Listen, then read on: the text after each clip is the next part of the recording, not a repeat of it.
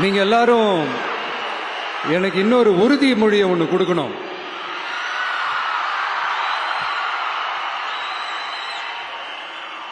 ஊழலற்ற உண்மையான சமூக நீதியை நிலைநாட்ட நம்ம ஆட்சியை அமைப்பீங்க தானே? உங்களை தான் கேட்கிறேன், நம்ம ஆட்சியை அமைப்பீங்க தானே? இந்த விஜய்க்கு ஒரு வாய்ப்பு கொடுப்பீங்க தானே?